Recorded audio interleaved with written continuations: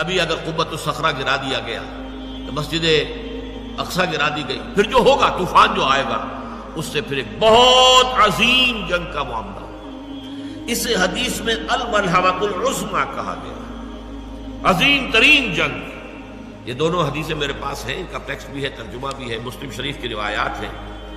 لیکن ان جنگوں میں جتنا بڑا نقصان ہوگا جانی، اس کا اندازہ کیجئے۔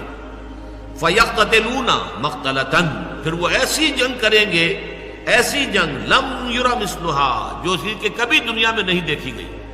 کیونکہ واسط علاقے میں بہت بڑی جنگ ہو رہی ہے تو اور بات ہے، جنگ عظیم اول، جنگ عظیم دوم پوری دنیا میں پھیلی ہوئی۔ یہ ایک مقام پر جو جنگ ہوگی مڈل ایسٹ میں، اور اس کی جگہ جو ہے جو آرمگیڈون کے نام سے جو ہے یہ جو مکاشفات یوحنا ہے اس میں کہا گیا آرمگیڈون، اور حدیث میں آیا الملحمۃ العظمیٰ، عظیم ترین جنگ۔ یہ لبنان، اسرائیل اور شام، جہاں یہ تینوں ملک ملتے ہیں گولان ہائٹس کے قریب، یہاں در حقیقت اس جنگ کو ہونا ہے، عظیم ترین جنگ۔ اور یہاں پر یہ تمام نیٹو ممالک جو ہے، معلوم ایسا ہوتا ہے کہ ترکی کو رونتے ہوئے یہ آئیں گے اور یہاں پر آ کر ڈیرے ڈالیں گے، ترکی کو بھی ختم کریں گے، اس لیے کہ استنبول تو ان کی نگاہوں میں کھٹکتا ہے۔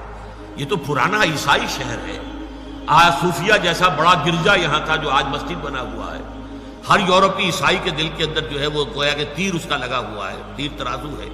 یہی وجہ ہے کہ وہ کسی صورت میں بھی یورپین یونین میں ٹرکی کو شامل کرنے کو تیار نہیں ہے، چاہے ترکی ہر اعتبار سے اپنے آپ کو یورپی ثابت کرنے کی کوشش کرے، لیکن نہیں، وہاں جو ہے عورتوں کے لیے سر پر سکارف باندھنا بھی ممنوع کر دیں، تبھی وہ انہیں اپنے ساتھ شمار کرنے کو تیار نہیں ہے۔ اس لیے نقشہ جو ہے آنے والا اس کو اچھی طرح سمجھ لیجئے کہ اس میں جیسا کہ حدیث میں آتا ہے جزیرہ نماء عرب میں بھی بہت بڑا طوفان آئے گا، اور صرف مدینہ منورہ جو ہے اور شاید اس کے نیچے مکہ مکرمہ، یہ حجاز کا علاقہ بچے گا، باقی پورے پر جو ہے وہ دشمنوں کا قبضہ ہوگا۔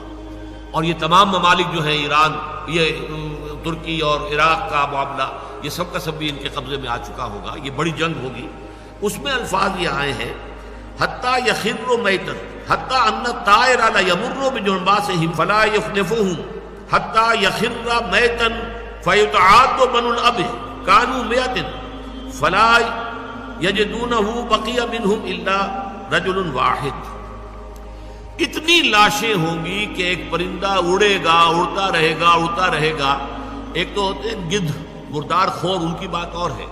ایک پرندے، چڑیے، یہ بڑی نفاست پسند ہوتی ہے، یہ گندگی کے اوپر نہیں بیٹھتی، نہیں اترنا نہیں چاہتی، لیکن یہ کہ لاشوں سے اور ان کی بدبو سے وہ پورا علاقہ اس بری طریقے سے متاثر ہوگا کہ پرندہ اڑتا جائے گا، اڑتا جائے گا، اڑتا جائے گا، اسے اترنے کی جگہ نہیں ملے گی، یہاں تک کہ تھک کر وہ مر کر مردہ ہو کر نیچے گر جائے گا تو ایک لاش کے اوپر ہی گرے گا۔